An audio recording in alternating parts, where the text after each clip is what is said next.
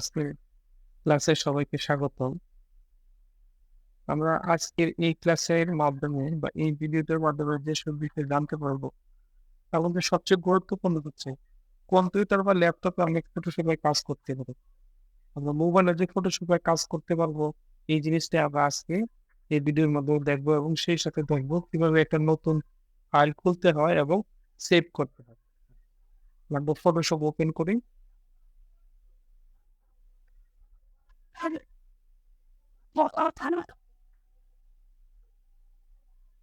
Photoshop open করার পর first ইন্টারফেসটা এরকম আসে।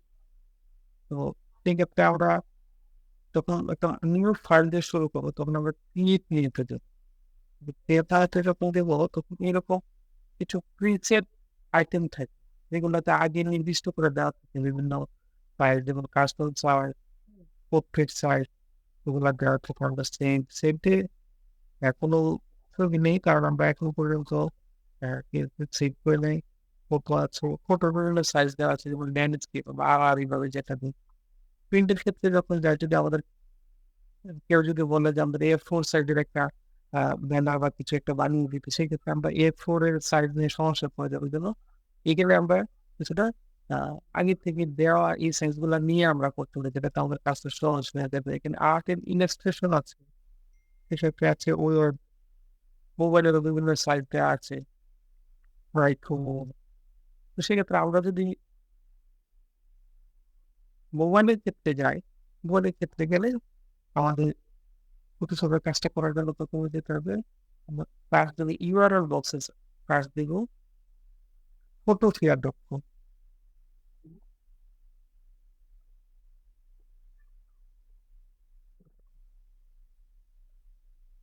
এরকম একটা পেজ আসবে। এখানে এসে করে আমরা নিউ প্রজেক্টে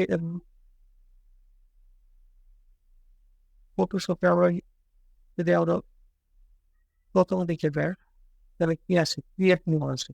যখন আমরা মোবাইলে করতে যাব ফটো ক্রিয়েট.com যাওয়ার পর আমরা নিউ প্রজেক্টে যাব।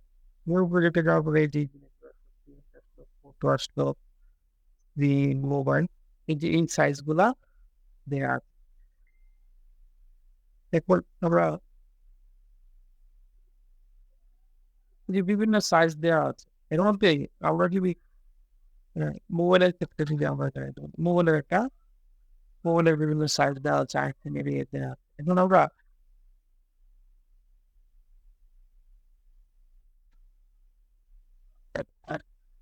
রেডমি নোট 8 এর স্ক্রিন সাইজটা দেখি করি।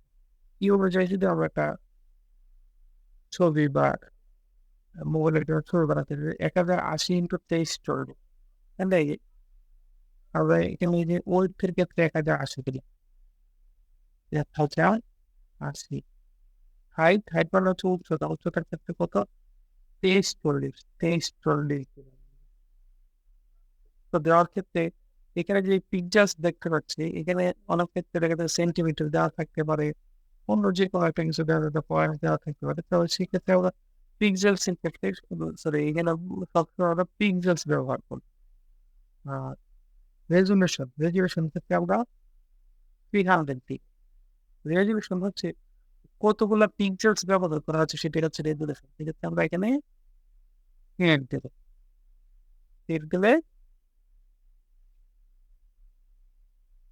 এই যে ফুল স্ক্রিনটা আমরা চেয়েছি এই সাইজের একটা মাপ মতো আমাদের স্ক্রিন চলে আসছে। আমরা সেম ভাবে যদি আমরা মোবাইলের মধ্যে আমরা করতে চাই, এবার মোবাইলে গেলাম, মোবাইলে গিয়ে আবার কি করবো, ওটা সার্চ করতে দেবো 1080 হাইট হচ্ছে 2340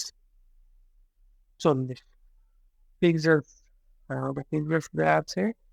ডিপিআই যেটা রেজলিউশন ছিল সেটা আমরা যখন মোবাইলের স্ক্রিনে করতে যাই ফটো পেতে, সেটা হচ্ছে ডিপিআই মানে ডট পার ইঞ্চ। সেক্ষেত্রে আমরা এখানে 300 দেবো, দিয়ে আমরা ক্রিয়েটে দেবো।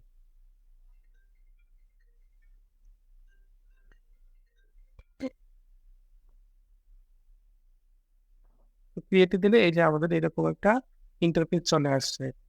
আচ্ছা, এখন আমরা যেটা করবো, আমরা একটা নিউ ফাইল খুলতে পেরেছি, এখন আমরা এটাকে সেভ করবো। তো সেভ যদি করতে যাই প্রথমে যাবো ফাইলে, যাওয়ার পরে আমরা যাবো এক্সপোর্ট যাওয়ার পরে যেখানে আছে এক্সপোর্ট এর এখানে আমরা এই স্ক্রিপ্টটাতে এমনি কিছু আঁকাআঁকি করি ক্যারেক্টারের ক্ষেত্রে আমরা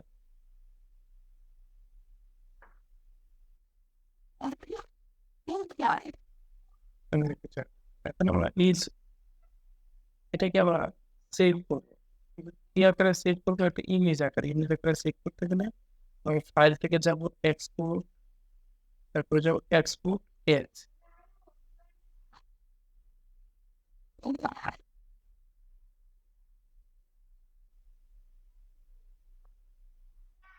এজে যাওয়ার পরে এই যে আমার পেজটা আসবে আমরা কি ফরম্যাটে সেভ করবো জেপিজি আছে পিএনজি আছে জিআইএফ আছে এসভিজি আছে তাহলে এখানে জেপিজি আকারে সেভ করবো জেপিজি আকারে আমাদের সাইজ যেটা সেটা ঠিক আছে উইথ হাইট এখানেও এক্সপোর্ট আছে এই এক্সপোর্টে দিলে এই যে এরকম একটা পেজ আসবে এটা হচ্ছে আমি কোথায় সেভ করবো যদি আপনি যে ফোল্ডারে সেভ করবেন এখান থেকে ফোল্ডার নিয়ে নেবেন আমি আপনাদের দেখা অসুবিধার জন্য আমি ডেস্কটপ সিলেক্ট করলাম এটা নতুন প্যাটার্ন নাম দিলাম নিউ ফাইল এটা সেভ করে এটা সেভ হয়ে গেছে তো এই ফাইলটা আমরা এই যে নিউ ফাইল আমরা এখানে পেয়ে গেছি এটা যেটা সেভ করেছে সেটা হচ্ছে জেপিজি ফাইল এই ফাইলটাকে আমি পরবর্তীতে যদি কখনো এডিট করতে চাই এটা এই নিউ ফাইলটাকে আমার এডিট করার সুযোগ থাকে এটা আমরা জেপিজি আকারে সেভ করেছি ইমেজ যদি এটাকে আমি ভবিষ্যতের জন্য কখনো এডিট করার জন্য রাখতে চাই তাকে এটা নিয়ে সেভ করতে হবে আমাকে পিএইচডি আকারে পিএইচডি আকারে কিভাবে সেভ করবো ফাইলে যাওয়ার পরে যে সেম এজ ক্লিক করে আমি কোথায় সেন্ড করবো আমার কম্পিউটার সেভ অনলাইন কম্পিউটার এখানে যাওয়ার পরে আমি কোথায় সেভ করবো ডেস্কটপে সেভ করলাম এডিট সেভ করি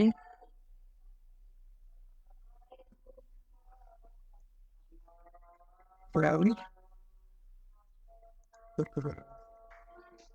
No.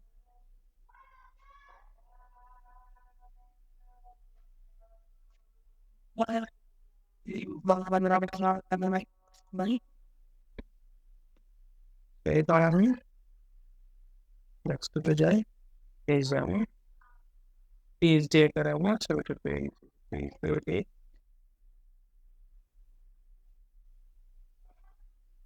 ছবিটা এখান থেকে চাইলে আমি কোনো সময় থেকে এডিট করতে পারি আজকের ক্লাসে আরো যেসব জিনিস দেখতে পারলাম এবার নতুন একটা ফাইল আমি খুলবো নতুন প্ল্যাটফর্ম কিনলে করতে পারি কিন্তু এই ক্রিয়েট নিতে যাবো এখান থেকে আমি একটা সাইজ নির্ধারণ করে দেবো অথবা যদি আমি নতুন একটা কিছু করতে চাই আমি হাই প্রিন্ট দিব পিক্সেলস দিব রেজুলেশনটা দিয়ে ক্রিয়েটে যাবো আমার নতুন একটা স্ক্রিন চলে আসবে এটাকে যদি আমি সেভ করতে চাই তাহলে কি করবো ইমেজ আকারে সেভ করতে চাইলে এক্সপোর্টে যাবো এক্সপোর্ট থেকে এক্সপোর্ট এজে যাওয়ার পরে